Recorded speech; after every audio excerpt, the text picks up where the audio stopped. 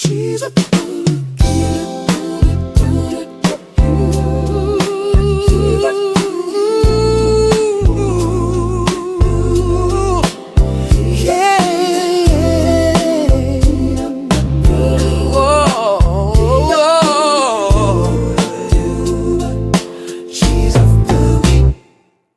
cheese of the week. Hello everybody, and welcome to Cheese of the Week with your co-host Holden Chan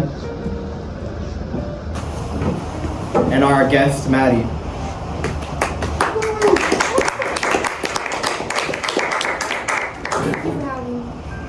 You're very welcome to be on our show. See, we're so honored to have you this Thanksgiving.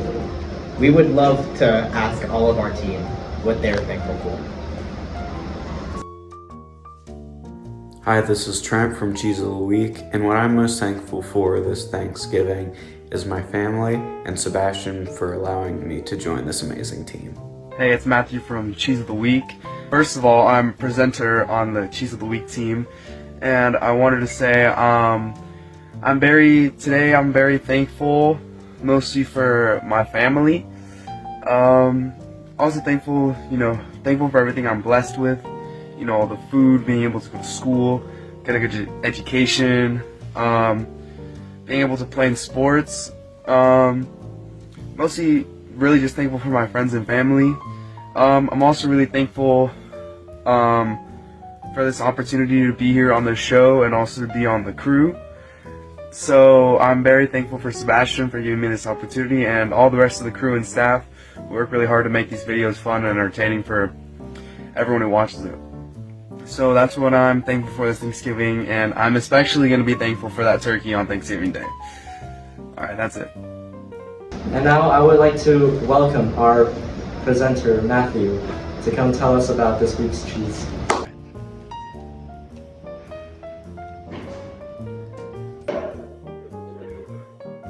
Now Matthew, tell us about this cheese.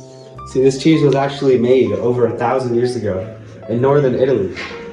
And what is the name of it? Sorry. It's called olive and rosemary Asiago cheese. It is.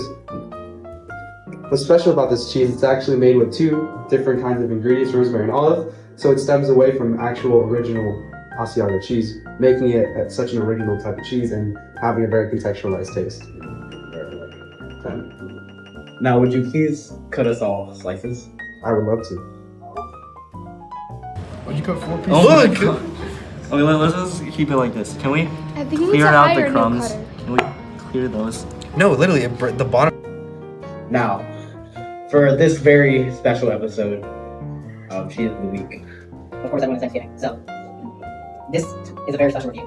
On holiday. I usually don't do holidays. Remember, last holiday was Halloween. I didn't do it. I had a lot going on. But luckily, we're in time for this season. Thank you, Sebastian.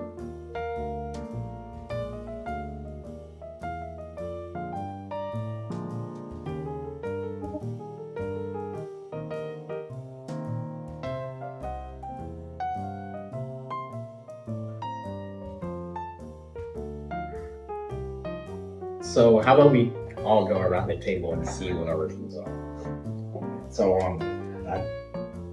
It tastes really similar to like white cheddar cheese or like simple cheese, but with like a little bit of seasoning too, a little bit of spice. How about you?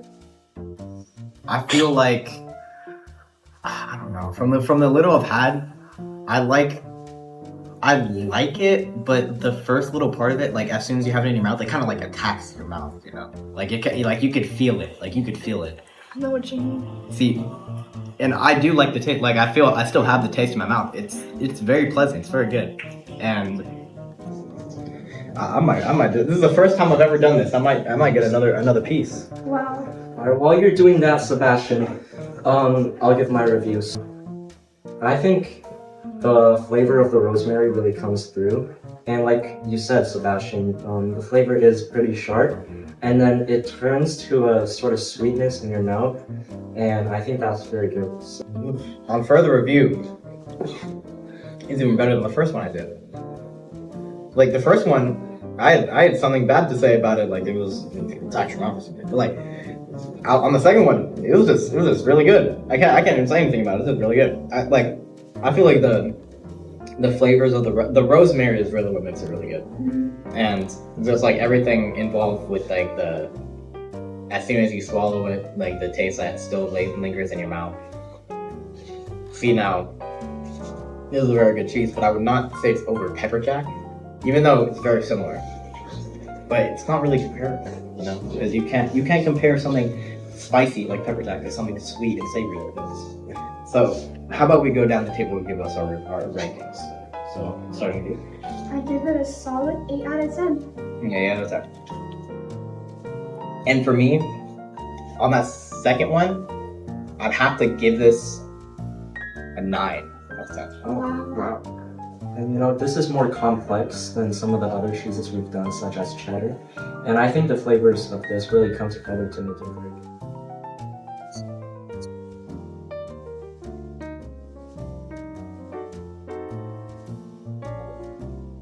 And that concludes this episode of Cheese of the Week. Hold on.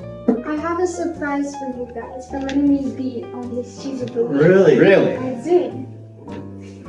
I wonder what it is. We never even heard about this. I have some blue cheese. Oh my god! This was not planned. This is not. No, I swear this was not planned. This is like no. This is exposure therapy because I can't eat blue cheese. Yes, so right here we have traditional Danish blue cheese. And it's full flavored, salty and sharp, quote unquote, on the packaging. That's it. That's it. So, this is my gift for you guys for letting me be on Cheese of the Week. Thank you. We appreciate your gift. We do. How do you feel about blue cheese, Sebastian? I don't like blue cheese. Was this the cheese you were trying to avoid? I was dreading doing this. I'm not good with blue cheese. But okay, maybe I'll change my mind after Is this. there anything that made you select this cheese for us? This is not what it's done.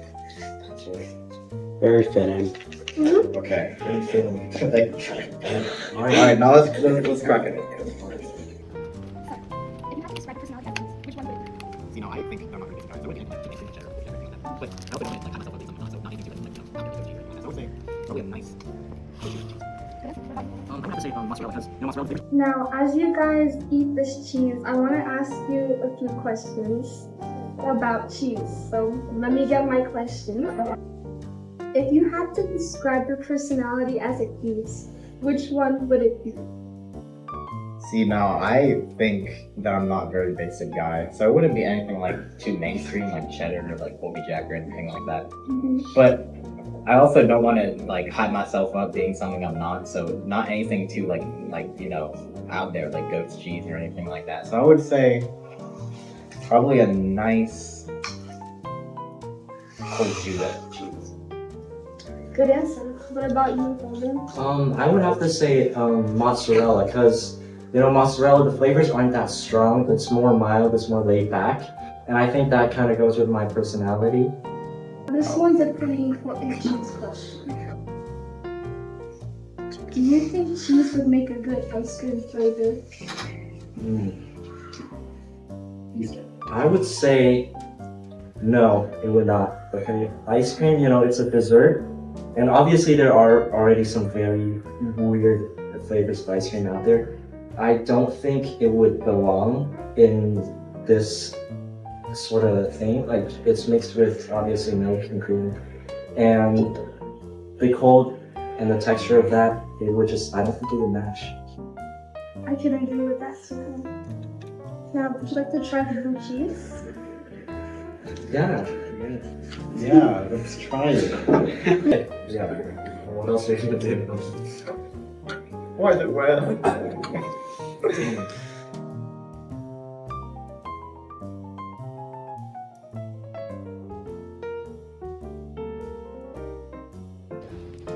Nine out of 10 from Sebastian, guys. All right, Sebastian, what's your rating? No. What's your rating on this, Sebastian? A 0.0 out of fucking 10. Obviously, that was a 9 out of 10 from Sebastian. Probably can't. Look at this. Okay, Holden, now it's your turn.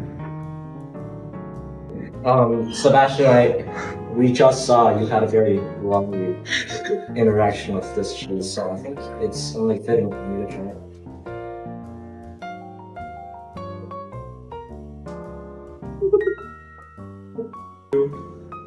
I love that you brought this cheese for us. Your rating. What's your rating? That's No words can describe how great this cheese is. Final question for you guys. Yes.